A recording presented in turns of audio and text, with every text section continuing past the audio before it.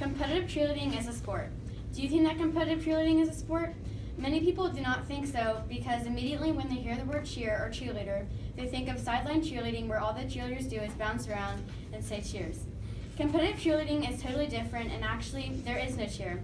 I think competitive cheerleading is a sport because of the amount of strength it takes, how dangerous it is, and because it matches all the criteria for the definition of a sport. Strength is a major factor in competitive cheerleading. On average, cheerleaders practice 3 to 5 days a week for 2 to 3 hours. During practice, cheerleaders work on a complex routine mixed with stunts, tumbling, jumps, and a dance.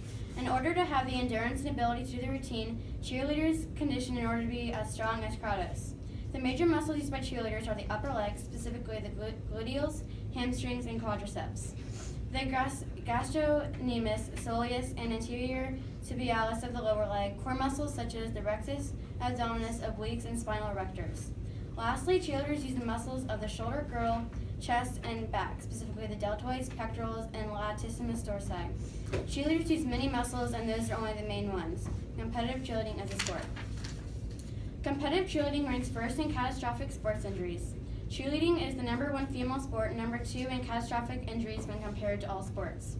65.2% of all youth injuries occur in cheerleading. This is proved on August 9, 2005, when 14-year-old Ashley Burns was at her East Elite cheer gym practicing a skill called an arabesque double down, and during her second twist on her double down, she landed chest down on the floor. In cheerleading, as Megan Trainor says, it really is all about that base, because if the bases don't catch their flyer, it hurts like Hades and serious injuries will occur, like what happened to Ashley Burns, because shortly after she landed chest down on the floor, she died. Cheerleader falls from gymnastic-like stunts have been reported to have a greater impact than even being tackled by a professional football player. Competitive cheerleading is a sport. Competitive cheerleading matches the definition of a sport. The dictionary definition of a sport is an activity involving physical exertion and skill in which an individual or team competes against another or others for entertainment. The Women's Sports Foundation definition of a sport is, it first of all has to be a physical activity which involves propelling a mass through space or overcoming the resistance of mass, which happens during stunts and tumbling. Secondly, you have to be contesting or competing against or with an opponent, which occurs at cheer competitions. Also, it has to be governed by the rules which explicitly define the time, space, and purpose of the contest and the conditions under which a winner is declared. Every cheerleading routine has to be 2 minutes and 30 seconds long. All teams competing perform on the same size floor, and judges at a competition base their judging on different types of criteria, such as difficulty, technique, etc.